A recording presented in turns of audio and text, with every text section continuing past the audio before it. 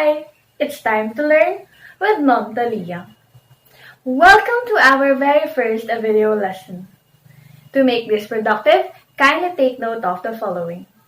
Listen, focus, take down notes, and ask questions. When was the last time that you have encountered an unfamiliar word? How did you decipher it? Maybe you have used your dictionary to know its meaning, or you could have searched it in Google. But what if those resources are not available? Will you still be able to unlock the unfamiliar word? You will still be able to unlock the unfamiliar word. And that's what we're going to discuss in this lesson.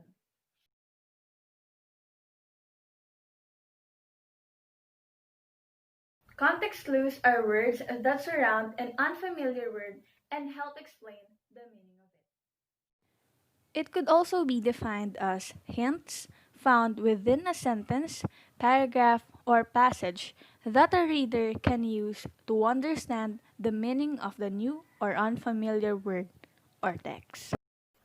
It is very important to know the context of the sentence. Why? Because it will give you meaning and clarity to the message it wants to convey. There are four types of context clues: definition, example, synonym, and antonyms. Definition, also called restatement. The word in the sentence is given a definition which usually comes after it. Definition uses signal words like is, are, that is, those are. For example, sedentary individual, people who are not very active, often have diminished health. Now, let us first identify what is the unfamiliar word. We have sedentary. And we have said that in using definition, we sometimes use signal words or clues. And in here, we could see that we have used a comma after the sedentary individual word, which means that sedentary could mean sedentary are people who are not very active or people who spend much time sitting.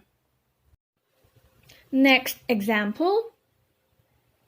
His emaciation, that is, his skeleton-like appearance, was frightening to see. Okay, our unfamiliar word is emaciation, but we have clue words, that is. Therefore, emaciation means skeleton-like appearance.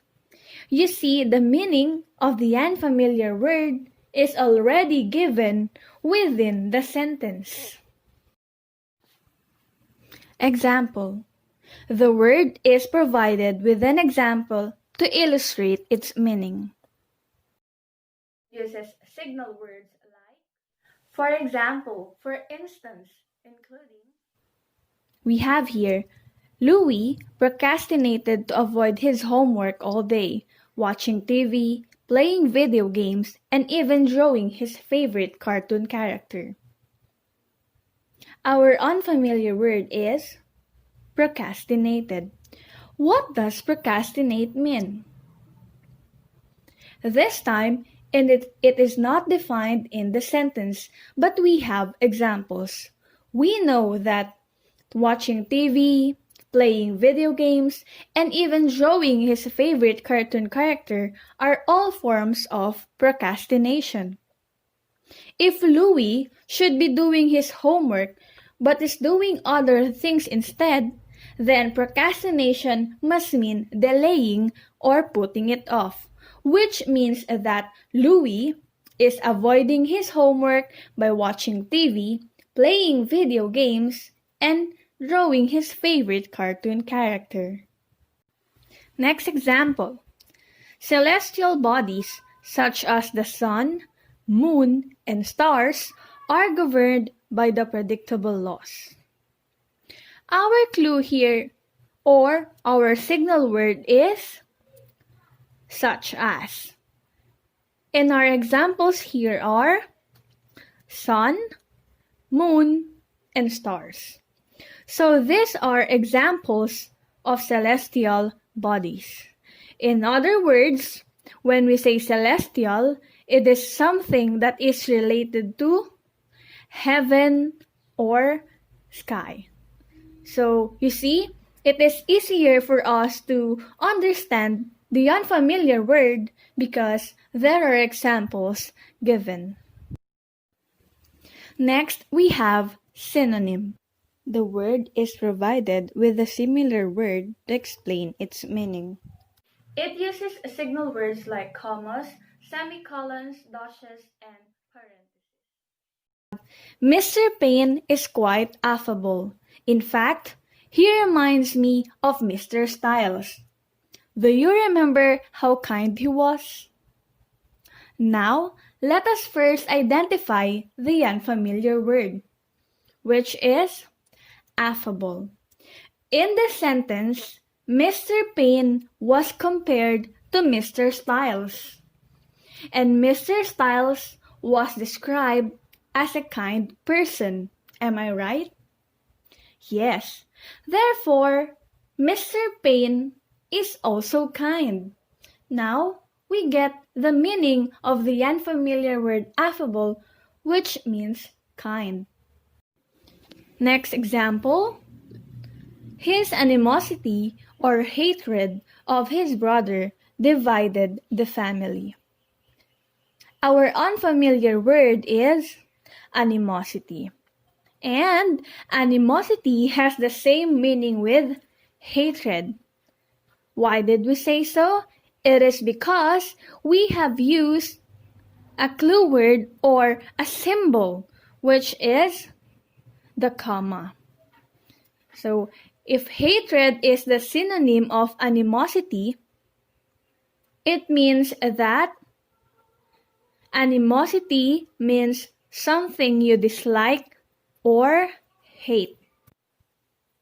Antonym, also called contrast, the exact opposite of synonym. The word is given an opposite definition to uncover its meaning. It uses signal words like but, however, although, instead of, otherwise. For example, Chad is calm and quiet, but his brother is boisterous.